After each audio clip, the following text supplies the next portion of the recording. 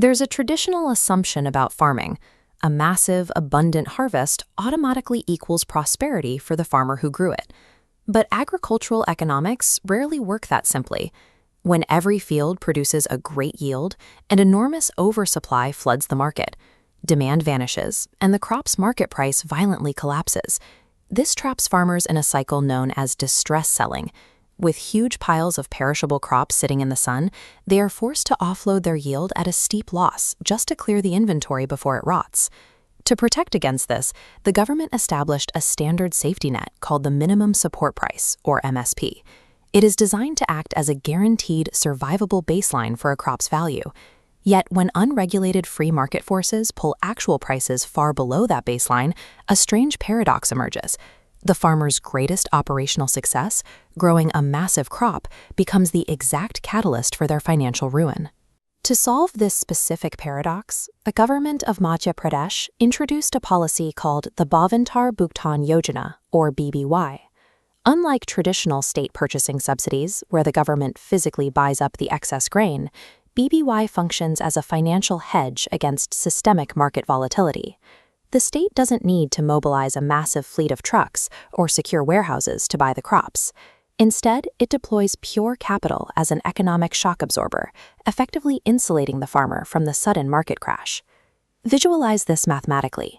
Plummeting market prices sit at the bottom red line, while the minimum support price remains at the top green line. BBY calculates the exact deficit from the mandi selling price to the MSP baseline, directly compensating the farmer to bridge the gap. Through this mathematical intervention, the government stabilizes the agricultural economy without ever touching a single grain of wheat or dealing with the physical logistics of storage. Triggering this hedge requires the verification of 3 distinct data points to ensure the capital reaches the correct producer. First, the system requires identity verification. Every participant must register their Aadhaar card on the MP e-Uparjan portal. Second, the farmer must provide proof of asset through state-recognized land ownership documents, specifically the Khasra or Kotoni records. Finally, the transaction is verified. Crops must be sold during the Kharif procurement window at an official state mandi to acquire a verified receipt. Only when identity, land ownership, and an official mandi sale are cross-referenced does the system process the compensation.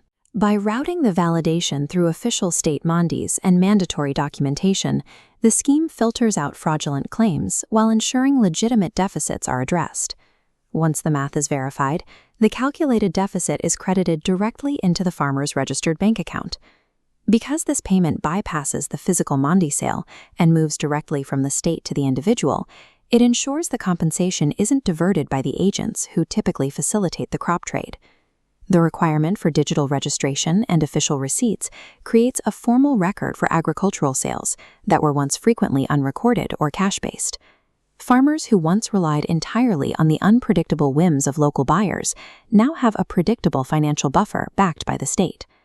The Bhavantar Bhugtan Yojana acts as a structural buffer.